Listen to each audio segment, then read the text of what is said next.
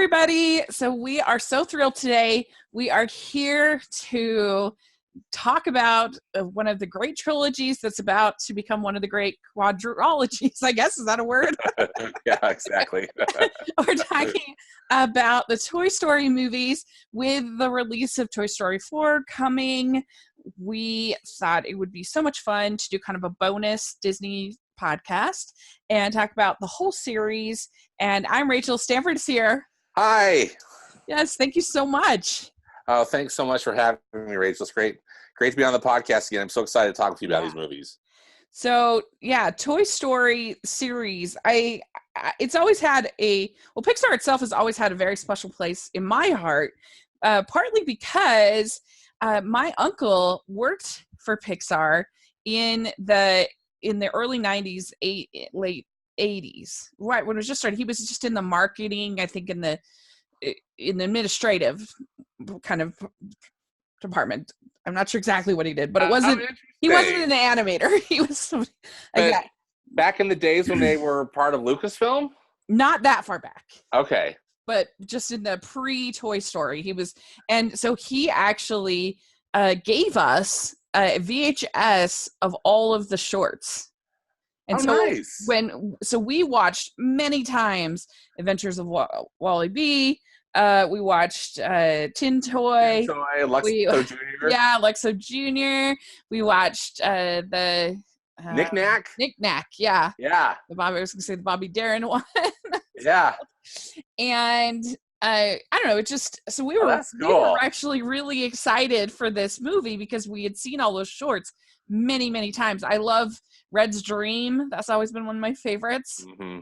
And so, it came along in 1995, and it was right around then that I was starting to kind of lose a little bit of interest in animation. I was just starting high school. So, that's sort of that era, I feel like, where you're like, oh, I'm too cool for this kid stuff. Yeah. And, but I remember, I think I went to see it because Siskel and Ebert said it was so good. They talked about how it was not only groundbreaking, but one of the best movies of the year.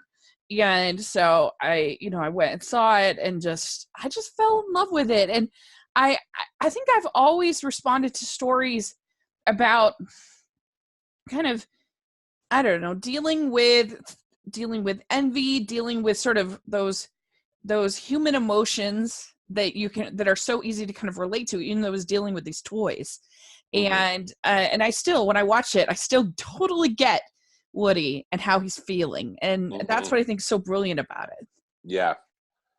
Yeah, I agree. I distinctly remember seeing this movie in the theater for the first time too, and was just completely blown away. And I know that phrase gets overused, but it's the truth. I mean, yeah. I was bowled over, not only by the technical aspects, but just like you were saying, it is just such a good movie. The script is so good, and the vocal performances are so good.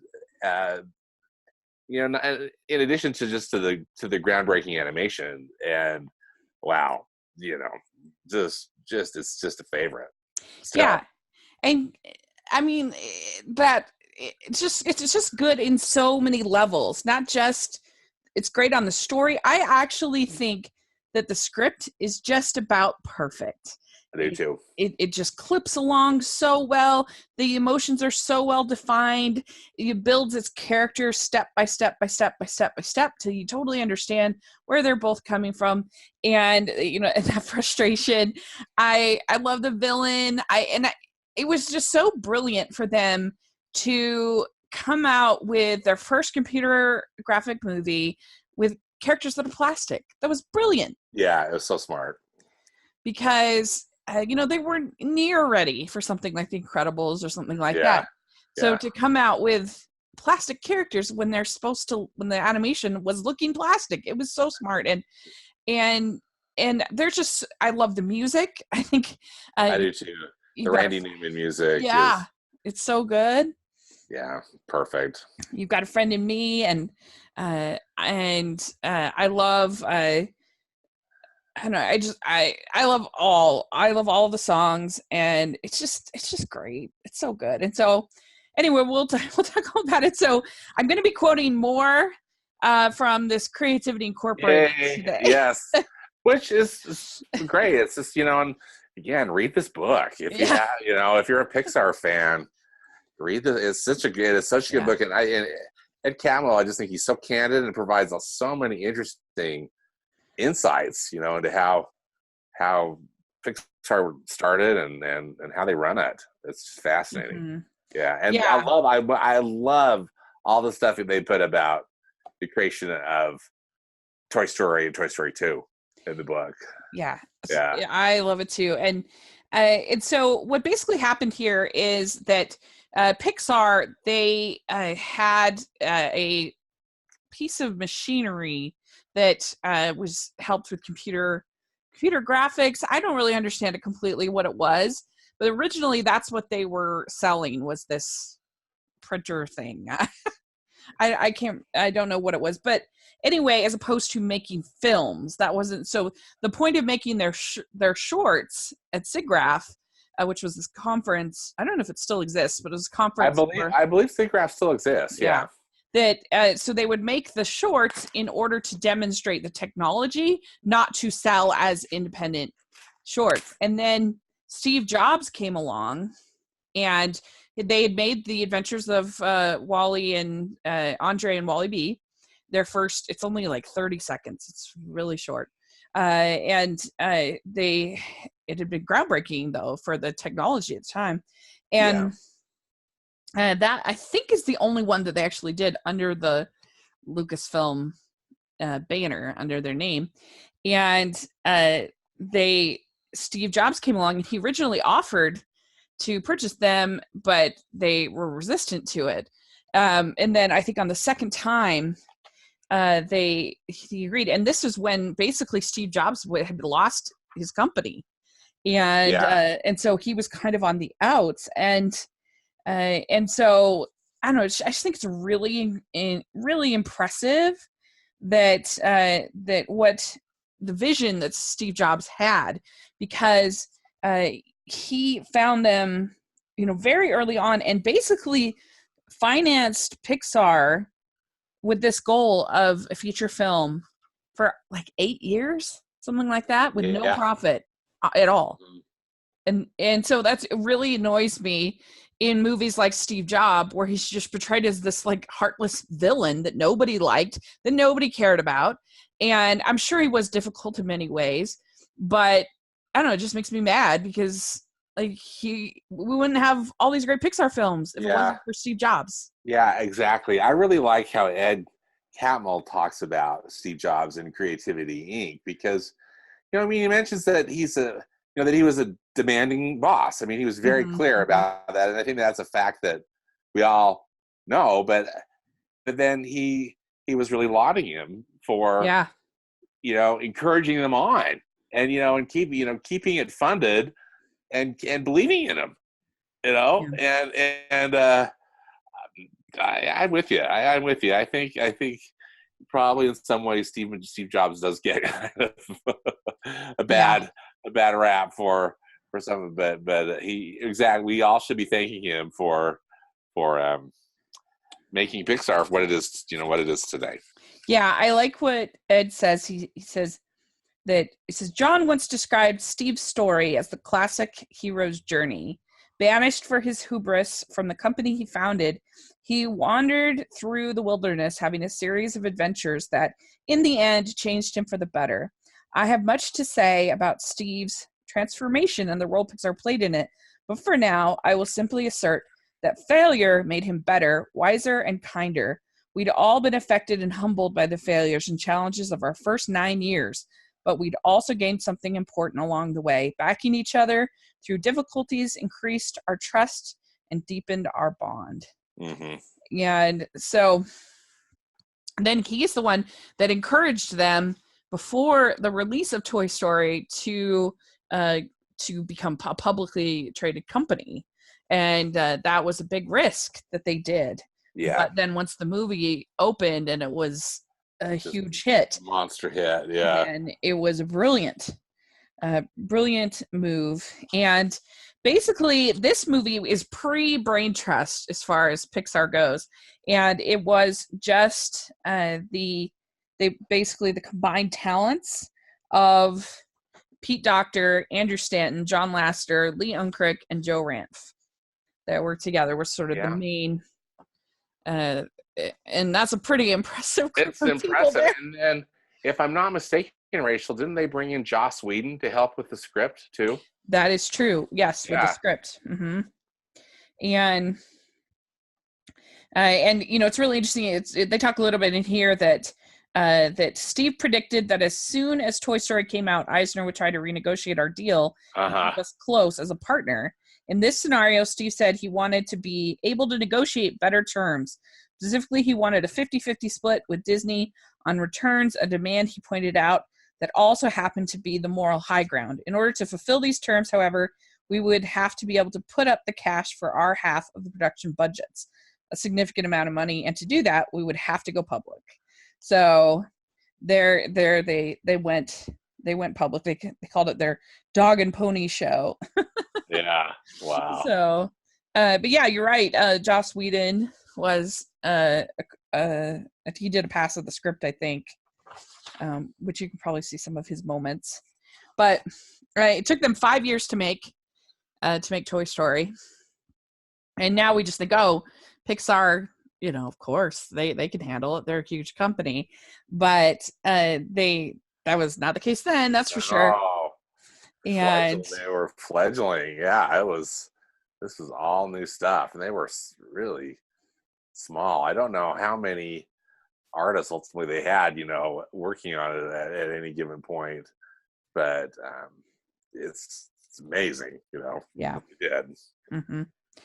And so the story, of course, we know is about our it's about our intrepid cowboy doll, Woody, and he is the toy of Andy, and he gets very jealous when Andy gets a new toy.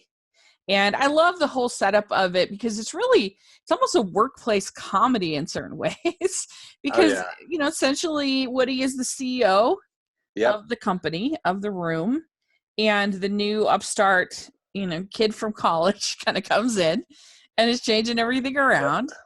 And one of the things I think that's when they say that envy is one of the 7 deadly sins, I think the reason why is because the other person it's unquenchable because the other person has no control or no involvement in it. It's completely you feeling envious of what the other person has. And you can see that with Woody, that he's just so jealous of all of, and I know those terms are kind of to get thrown around together, but he's so envious of everything that Buzz has, not just his relationship with Andy, but he's envious of all the bells and whistles, all the things that he had now all seem worse than what Buzz has. His pull string, his, all that stuff. And it just keeps bubbling and bubbling and bubbling up.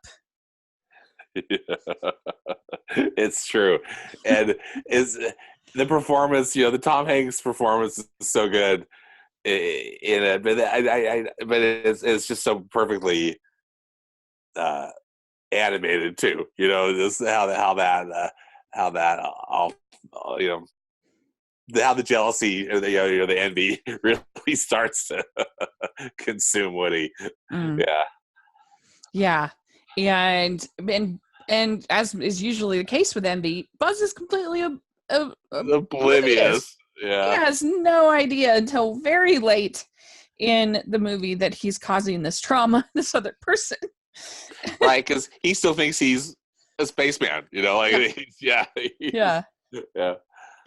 And there's a lot of really funny moments. And a lot of little, kind of funny lines mixed in with all of the more dramatic moments. Like, I love the soldiers, that whole sequence. The army men they're the best. And They did such a winning job. I think just the creative team of the toys. Yeah. All the toys are so great. Slinky Dog and Rex, Rex the Yeah. dinosaur, and You uncultured swine. Don Rickles. Mr. Potato Head. I mean, Yeah. come on, he is so great with Don Rickles' performance, and then just how he's got the parts flying off him all the time. It's so fun, so Yeah. funny. Yeah. Yeah. And I even like little details. Like I love the design of Pizza Planet. I love the Oh, fact that there's that like slime that people can drink. I'm like, I want to drink that. yeah. That Pizza Planet seems so funny, and the Yeah. whacking alien, with the Yeah. aliens. It's just, I'm with you, and how the door, you just how the doors open, the automatic doors. Yeah. It's a place you want to go. Uh, um, it's so great. And I asked Stanford to come up with their favorite scene of the Yeah, movie. yeah. So actually, my favorite scene is one we've kind of touched on. It's Andy's birthday party at the beginning and the arrival of Oh, Buzz Lightyear. yeah. I love just the setup is so great. The army men are spying and they're communicating via the toy walkie-talkies, and I just love all the interaction going on in Andy's bedroom with all the different toys. And then when Buzz Lightyear arrives and Woody gets shoved off, to the side of the bed, Yeah. or down to the floor, Yeah. it's so dramatic. Yeah. But that whole sequence I Yeah. absolutely love. I mean, It's really good. yeah. Yeah, there's a lot of really funny lines in there, like like the who invited that kid? Bed sheets. Who invited that kid? I know. Well, it just delights me so much. Just how I love how the army men are. I mean, they're being army men. How they're like in the plants or whatever, the house plants, doing their reconnaissance. Yeah. Of this thing, and it's so supremely clever. Yeah. A good soldier never leaves a man behind. Yeah, Yeah. I do. I really love that. I love also when they think, oh, that person has a small box, and then he turns around and it's like 7 feet long. It's super long. That's really funny. Yeah. So Well, fun. my favorite scene in this one is when they get lost. I think I quote this scene more than most other movies. Like this is a very quotable scene to me. Just shut up, you idiot.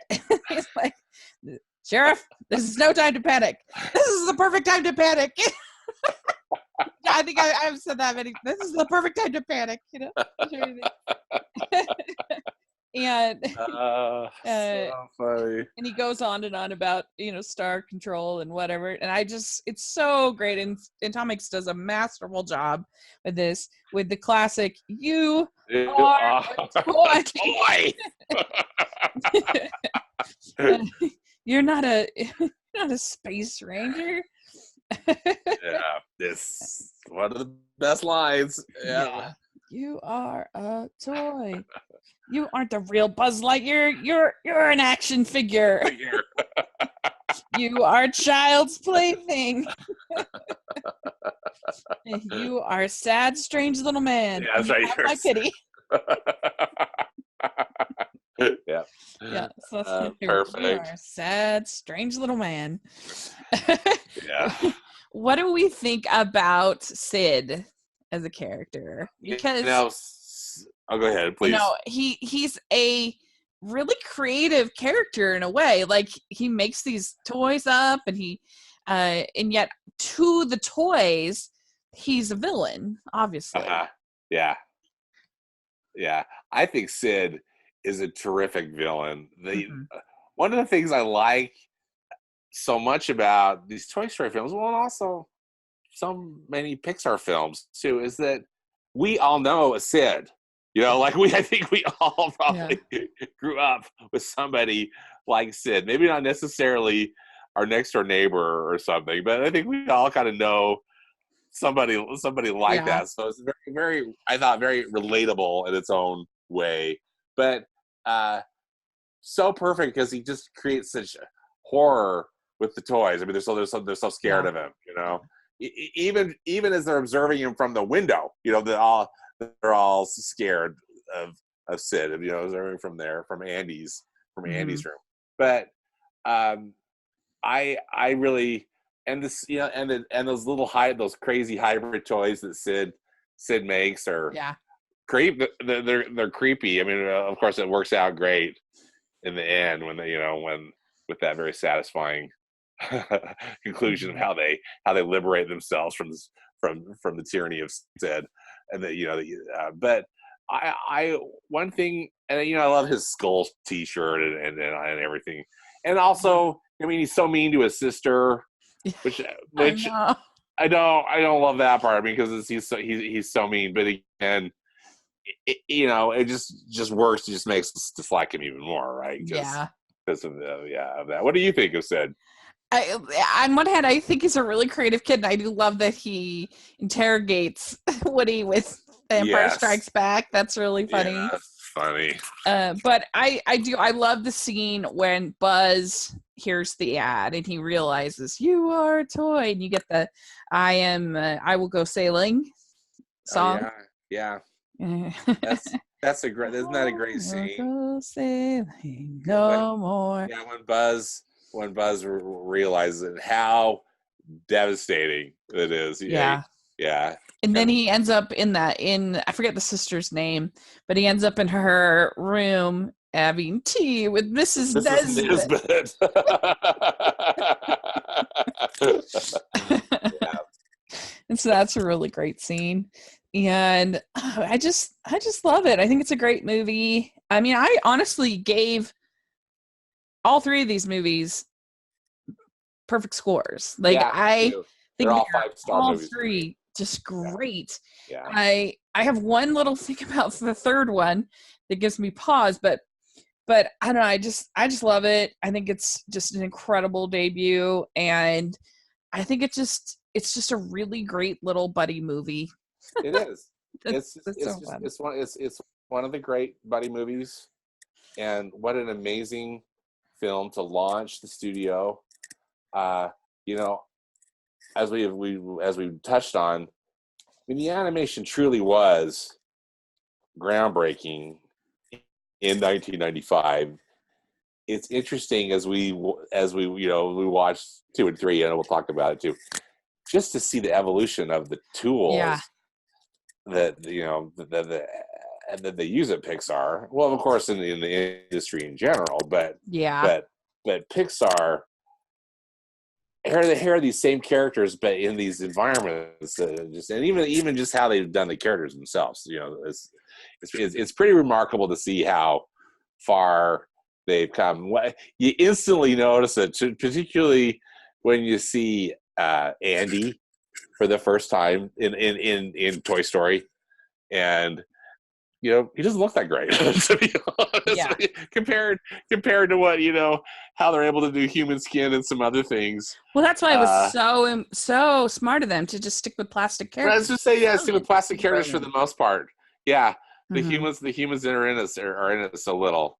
I But think the dog is the part the most that doesn't hold up, even more than Andy, the Spud or whatever that dog. oh yeah, I he think doesn't that's the look most. very. Yeah, Yeah. he looks like he's right out of a kind of a bad video game. Yeah, You know? I agree. Yeah, yeah.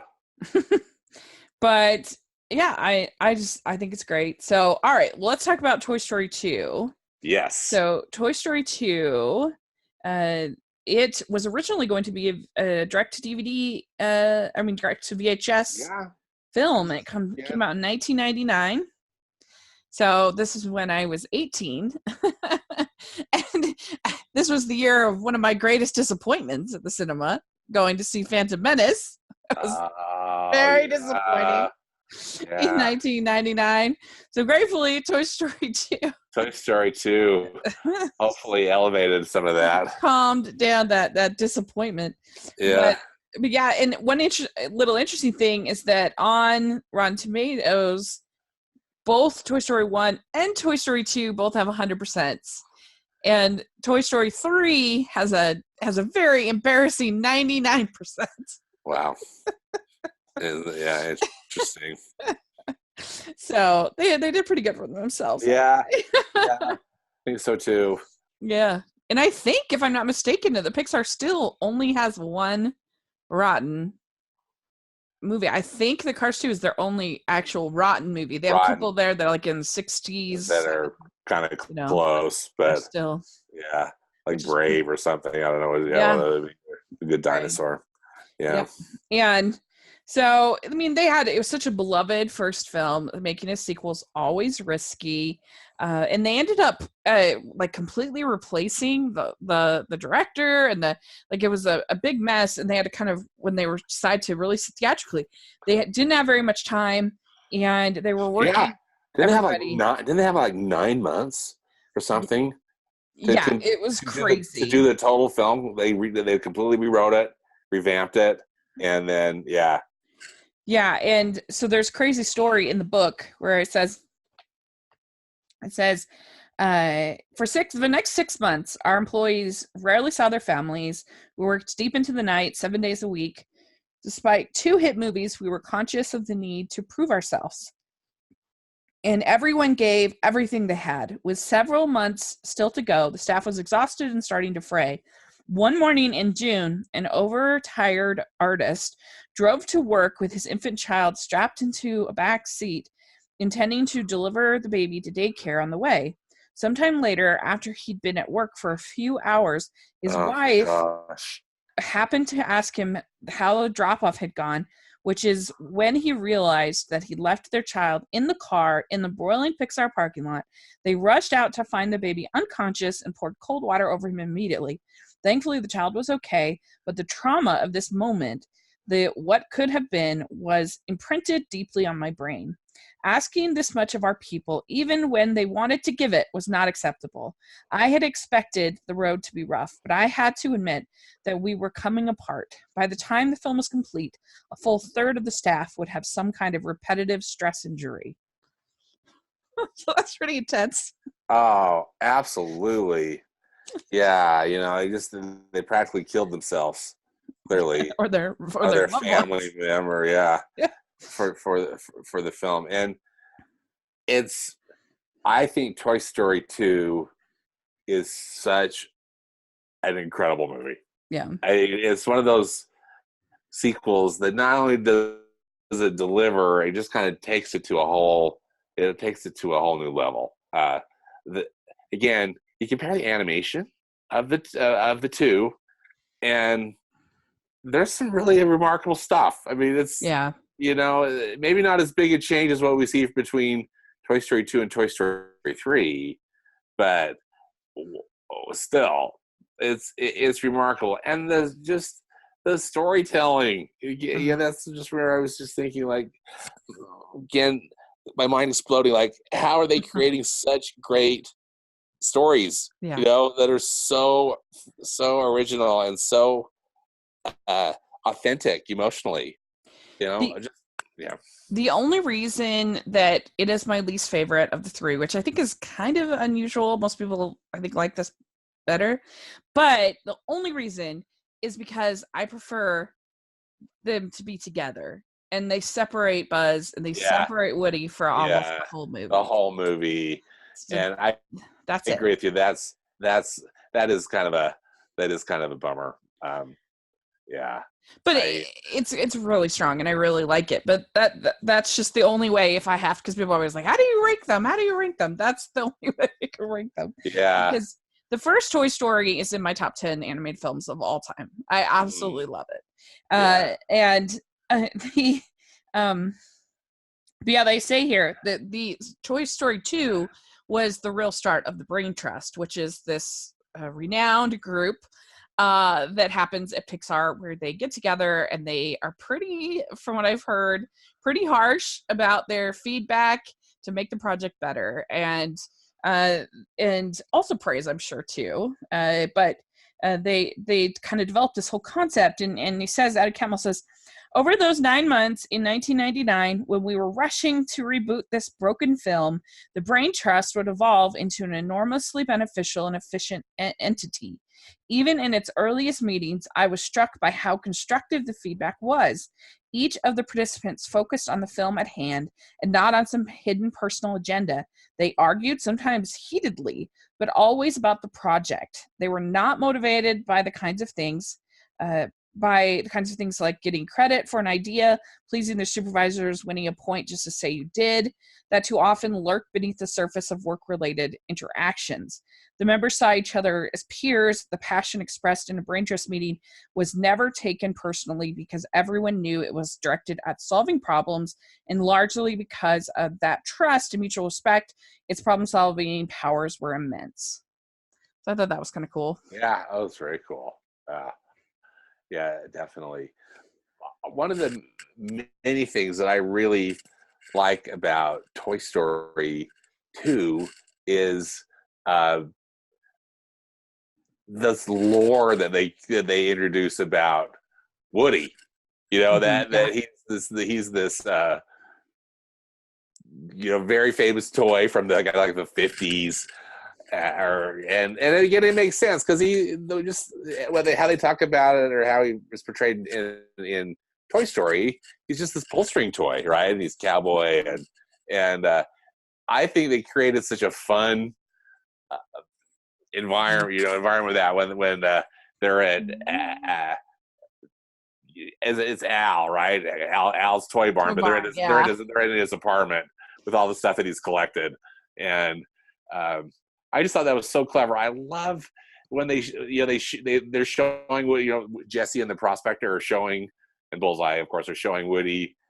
The Woody's Roundup show was the marionette show, and I just thought that was the coolest thing how they did that, how they did the computer animation on that, where they're making it look like an old TV show with marionettes.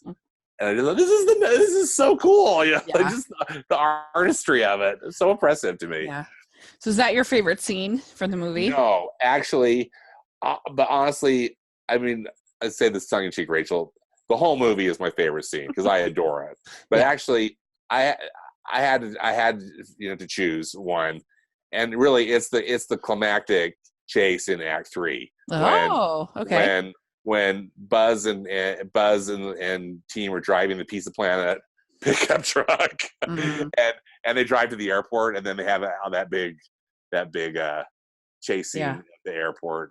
I'm wowed by the animation, wowed by the storytelling of that scene. It blows my mind. That whole luggage sorting area, again, almost kind of like your precursor of what we're going to get in Monsters Inc. That type of the way they do the animation. But I just thought that scene was so exciting and so well crafted, and you're just pulling, it's so impossible, but yet it's ultimately so satisfying. Like you think that everything's going to come together, and then Jesse gets put on the airplane, and then I just remember thinking, how in the world are they going to get her out of there? And I mean, I know that's the intent, and so it's just picture perfect. I love it. Yeah, and one of the things that Pixar has always tried to do is to tell a different story. We talked about this in the Monsters University podcast, but they try to tell a different story, a different genre of story in every sequel, and not just repeat the same story over and over again.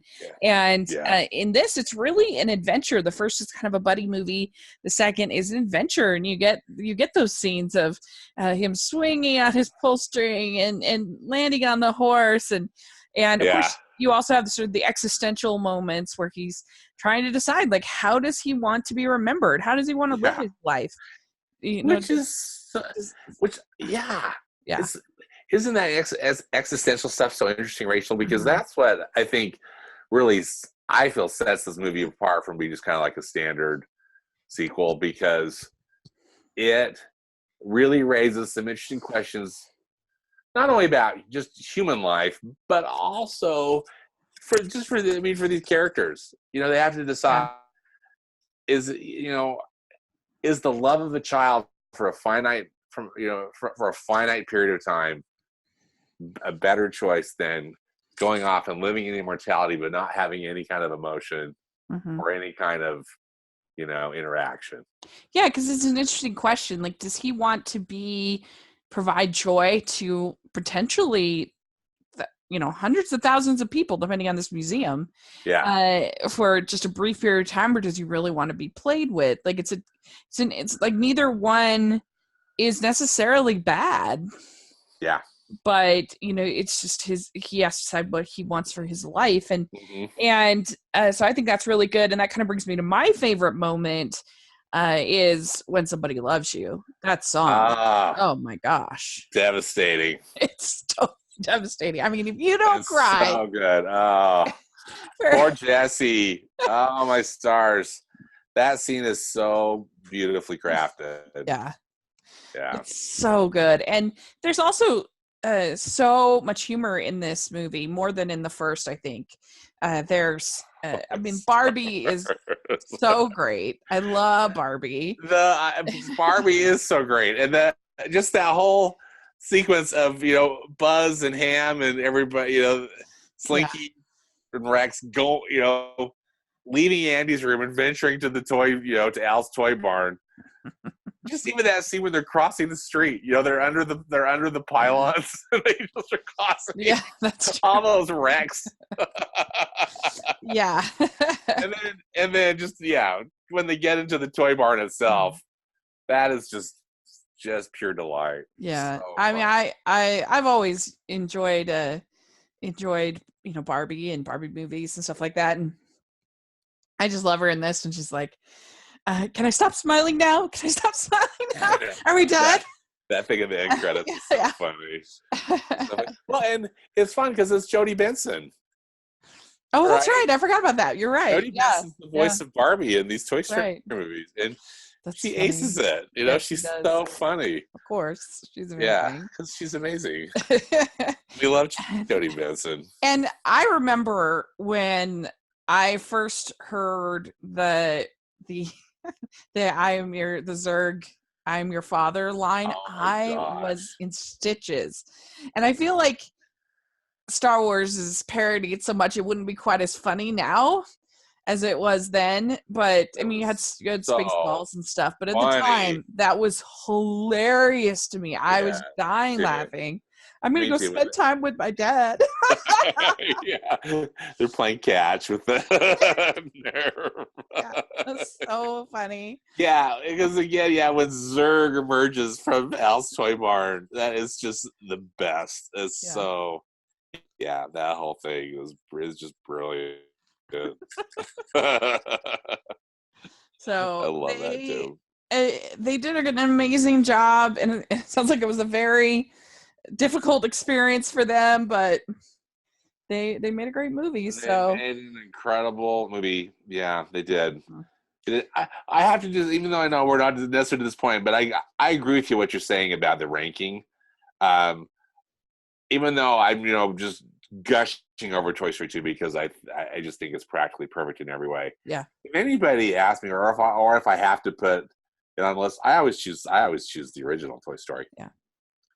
Just because it just, again, the other two wouldn't be what they are without the first one. The first one's perfect, basically, and I feel like most people don't agree with that, but I'm glad that you're on my team with that one. Yeah, for sure.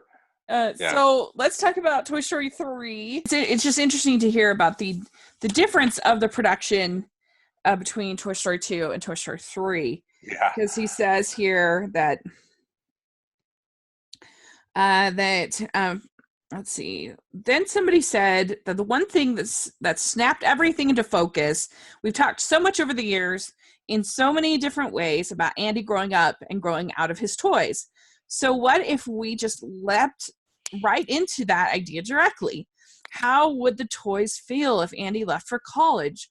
While no one knew exactly how they'd answer that question, everyone present knew that we'd landed on the idea, the line of tension that would animate Toy Story 3. From that moment on, The film seemed to fall right into place. Andrew Stanton wrote a treatment, Michael Arndt wrote a script, Leon Crick and Darla Anderson, the director and producer, rocked the production, and we hit our deadlines. Even the Brain Trust found relatively little to argue with.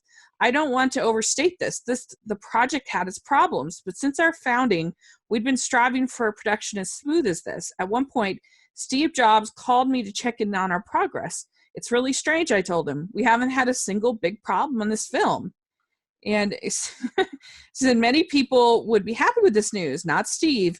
Watch out, he said. That's a dangerous place to be. Mm-hmm. So I thought that was really interesting. Interesting, isn't it? Yeah. Yeah. Compared to 1999. Right, exactly. A complete meltdown, and then they have to pull themselves together. Yeah, and I mean, especially because he says, I wasn't being glib. Over the next 2 years, we were about to rack up a string of costly misfires. Two of those, Cars 2 and Monster University, were solved by replacing the film's original directors. Another film we spent 3 years developing proved so confounding that we shut it down altogether. That's that Newt film, right? Newt. Yeah, I believe that was Newt. Yeah. So I thought that was interesting. And so, yeah, it was a really interesting take. So they decide to make it this prison escape. It's a prison escape movie. Yeah. I mean, and again, you wouldn't think, the Toy Story character is in a prison break movie, but they made it work. Yeah. And the only thing that gives me pause about this movie sometimes is that I think it was actually made for adults more than children. I think it was made for the adults who'd grown up with the first movie and were, by 2010 were adults, by then. And because my nieces, my sister's 3 kids, none of them like it. It's too intense for them. Maybe now that they're a little older, they might appreciate it more. But definitely at the time it came out, it was too intense. For them, they didn't enjoy it. Yeah, it's scary. Mm-hmm. It's really scary. Particularly, that scene in the incinerator. Yeah. And I remember talking to my sister about it, and she was like, what is happening here? That it was pretty shocking. And so I don't know, it kind of makes you ask the question, because I really like it. And does that hurt the film at all? Because it's not appealing to children as much? Yeah, that's a really good point.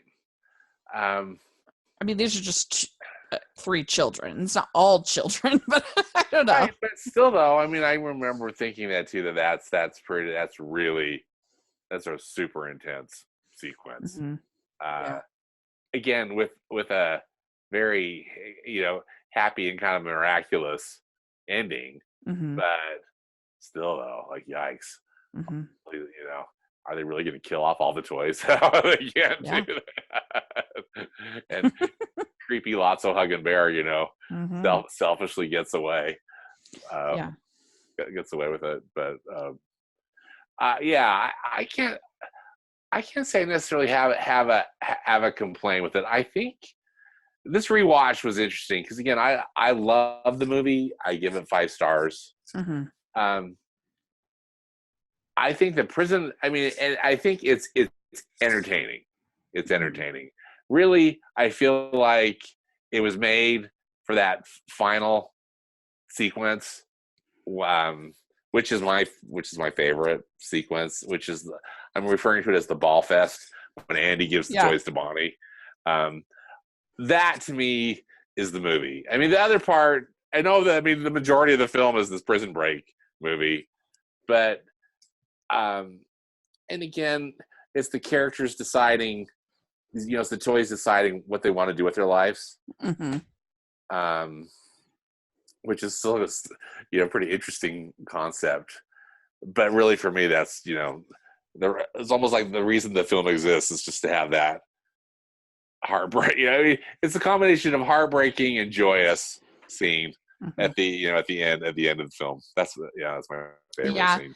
So here's what I said in my review about this. I said, in this film, we are 11 years after the events of Toy Story 2, and just as you might expect, Andy has grown up and is off to college. In the opening scenes, they lay out two key themes for the rest of the movie. One, Andy's toys are family, and while they've lost some, they stick together as best as they can. And two, that Andy will play with them one more time. And that seems like an impossibility because Andy wants to take Woody to college with him. The rest are accidentally sent to the daycare. And you just like, how could those two things become true? But they both come true. And so I think that that's what keeps it from feeling too mean-spirited, I think, despite some very grim things happening, is because there's always the sense of family. There's always this sense of love for each other. And that they will somehow get played with again by Andy. And that helps a lot, I think. I agree, because even in that incinerator scene, again, that scene, I mean, clearly I saw it as an adult. It didn't overly scare me, but it was more, but like, wow, what's going to happen? I mean, I guess like this more, it's like suspense, like how are they going to get out of this? This looks so possible. But I like that. Yeah, I agree with you with that family comment, because what do they end up doing? They end up holding each other's hands, and they're going to go down together. And I don't think in any of the other ones there was really that sense of family, and I think there's friendship, there was and like kind of running this the camaraderie, business. they're Andy's toys, and but maybe being in that bin all that time kind of made them into a family. And I think that it's what keeps the movie kind of hopeful and keeps you invested in the story. And when they are being incinerated, when they hold hands, it is a very tense moment, but in the same breath, it's actually a really hopeful, beautiful moment. It's a beautiful moment. Mm-hmm. And so I think that's what makes it work so well. And I don't know, what would be one of your favorite scenes of this movie?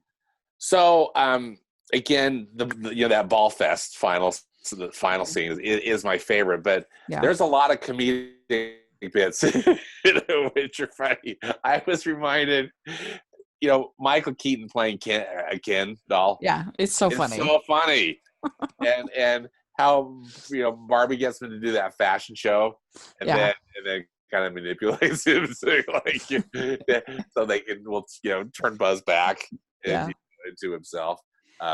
So funny, and so it's again, great performance by Michael Keaton, and then also just hilarious animation. I mean, it's just I thought it was hilarious that they brought the Ken doll into it. I think so that's probably would maybe be a second. And Spanish Buzz is hilarious.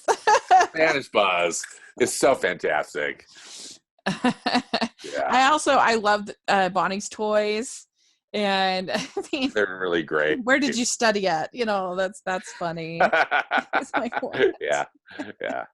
And I think an interesting thing is I feel kind of like Lotso's story is Jesse's story, but unredeemable. It's like the bitter side of Jesse's story. Side, right?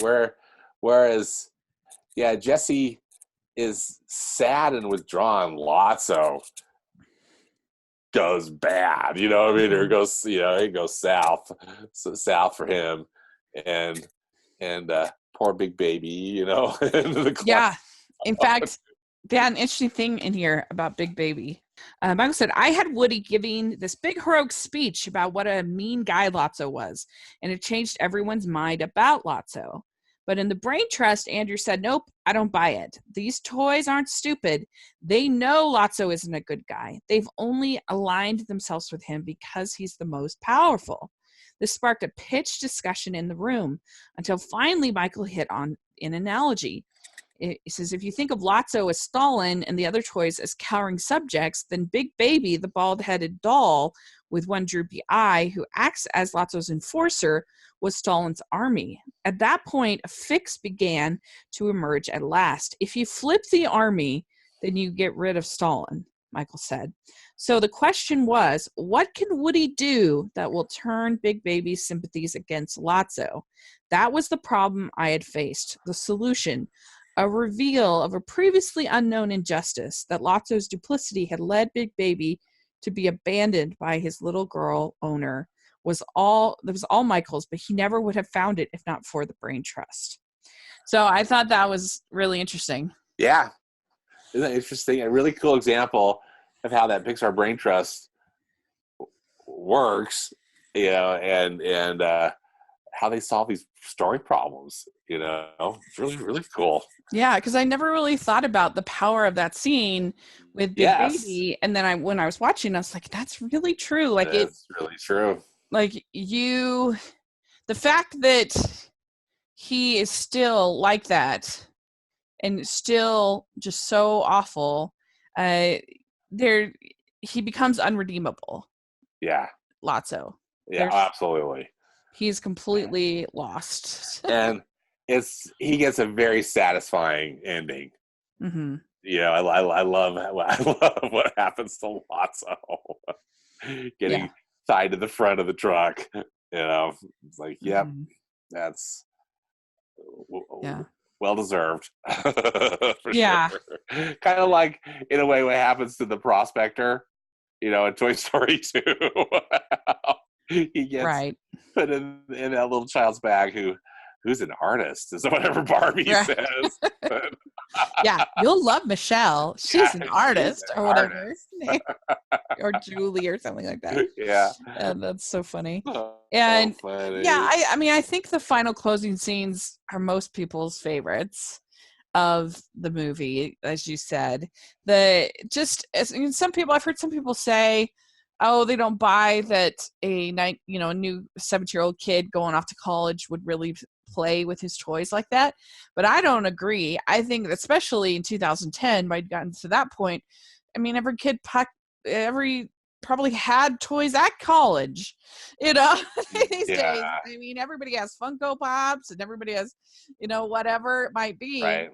And so it doesn't seem like a stretch at all. If anything, it's only gotten more. We have, men and women that are into My Little Pony, whatever it might be. Yeah. And I think it's cool. I think it's fun. I like it.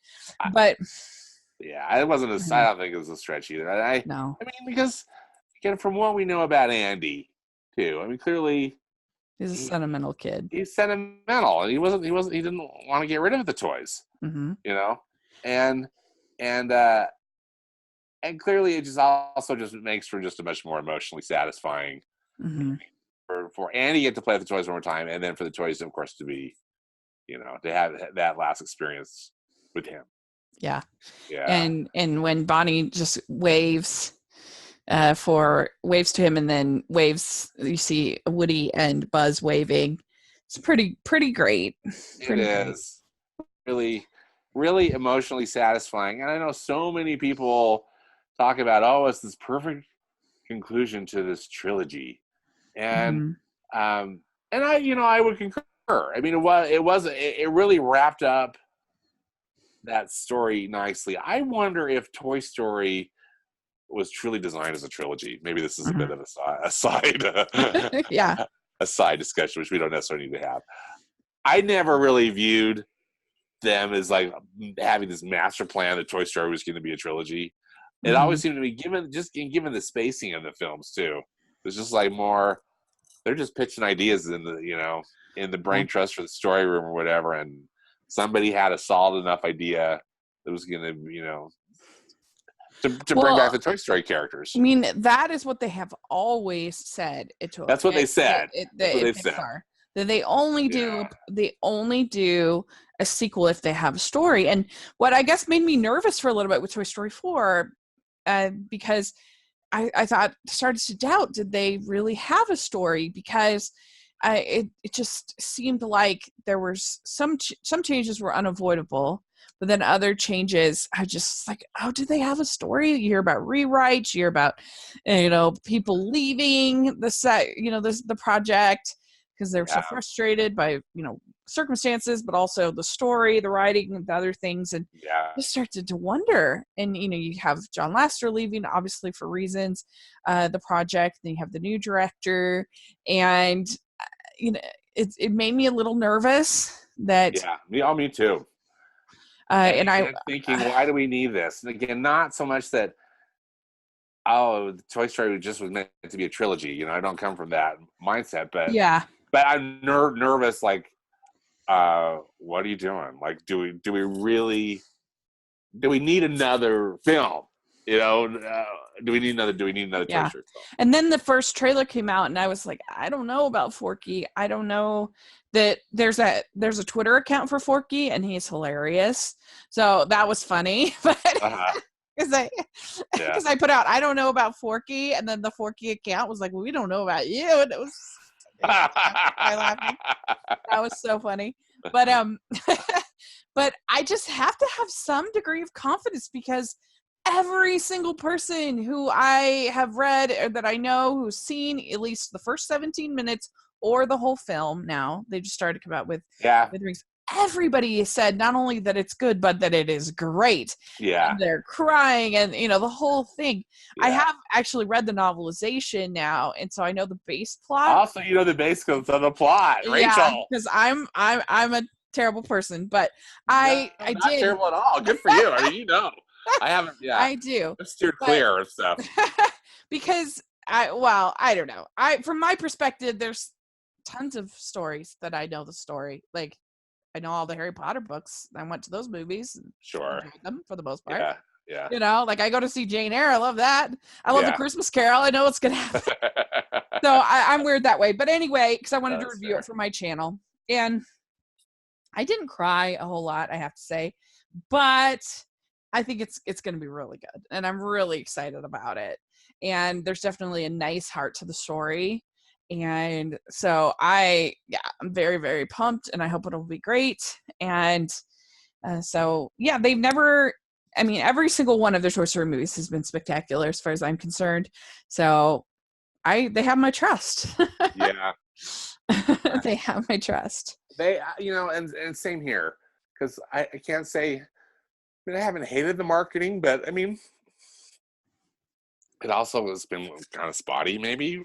Yeah, I think that's fair. But still, I'm with you. I'm just thinking,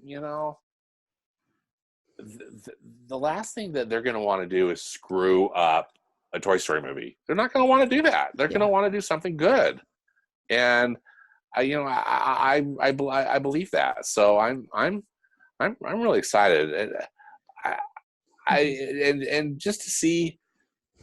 It's really a film I feel like too. With Lasseter's departure and everything, this to me feels like Pixar's next step into something into their new territory after changing of the guard. Do you think this will be the last one that he's producer on? I would think so. Yeah. At least that he gets a credit on. I'm thinking that I wouldn't be surprised if Lasseter also gets an executive producer credit on Frozen 2. Oh, right. But at Pixar, I would think so, Rachel. But I don't know. I mean, because again, these movies take so many years to be made, and just how that whole thing works, and contractual obligations and different things. Yeah, the Producers Guild and all that stuff.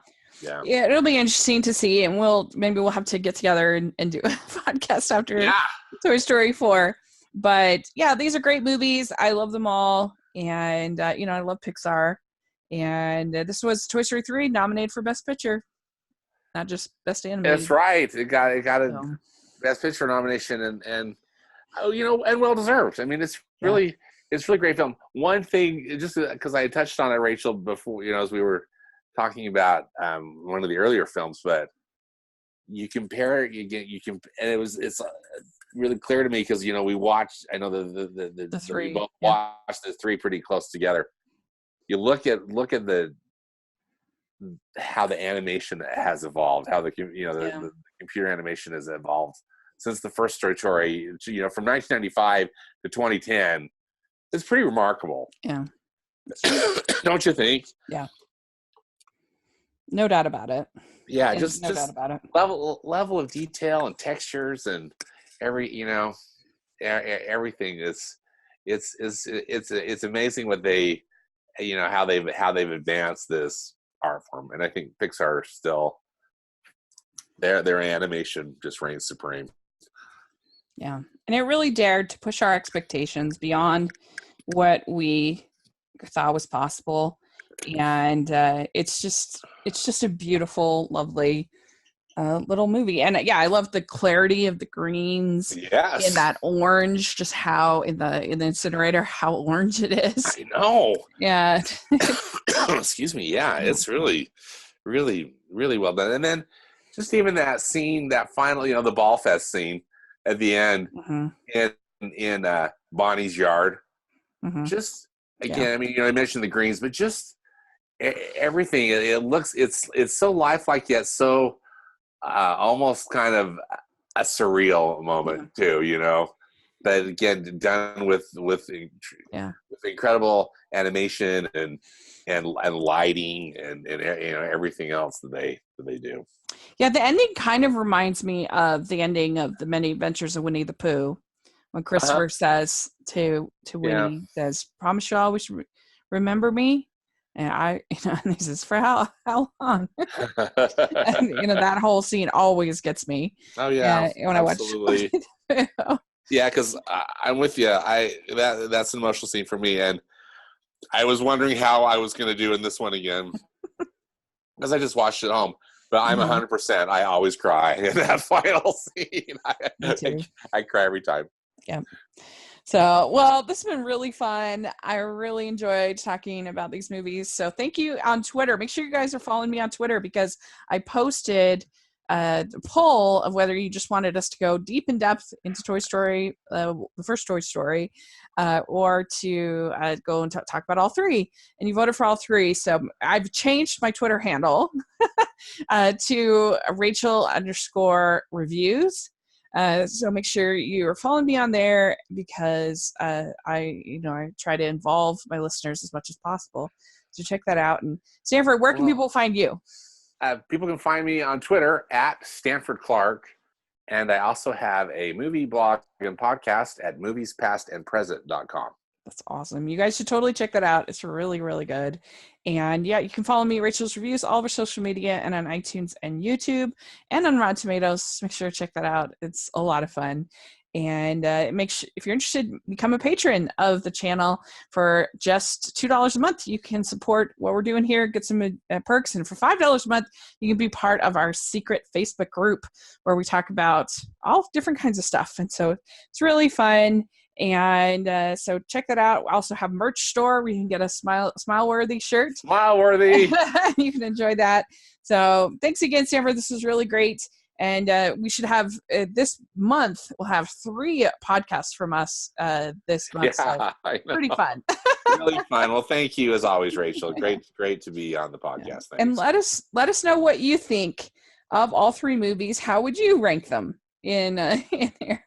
Let us know. And these all 3 made my top 50 animated films of all time list that I did in 2015.